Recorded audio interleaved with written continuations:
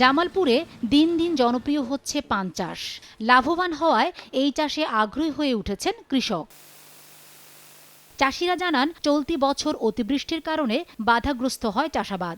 অনেক এলাকায় পোকামাকড়ের আক্রমণে বরজে দেখা দেয় ফলন বিপর্যয়। তারা বলেন, গত বছর প্রতি বিড়া পান ৮০ থেকে ৯০ টাকায় বিক্রি হলেও এবছর বিক্রি হচ্ছে ৩০ থেকে ৪০ টাকায়। অভিযোগ, কৃষি বিভাগ থেকে মেলে না সহায়তা। বৃষ্টিতে পানের ছিঁড় আসে, পচন ধরে। গতবার যে পানটা বেচি আমরা ৭০ টাকা ৮০ টাকা, এটা ৩০ টাকা ২৫ টাকার মধ্যে আসছে। পান বরজে যে রোগবালাইগুলো হইতেছে আপনার, এইগুলোর জন্য আমরা নিজেরাই আনুমানিকের উপর সার কীটনাশক প্রয়োগ করতেছি।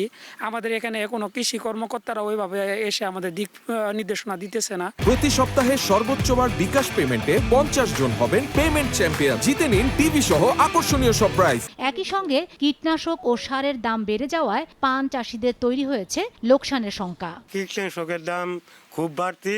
টিএসপি সার ১২-১৪০০ টাকা বস্তা ছিল, এখন এবার বছর ২৮০০-২৯০০ টাকা বস্তা।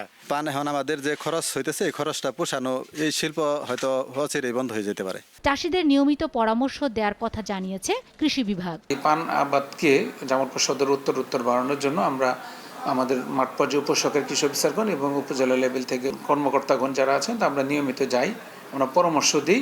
জামালপুর সদর উপজেলায় ২০০ হেক্টর জমিতে পান চাষ হচ্ছে। সময় সংবাদ, জামালপুর।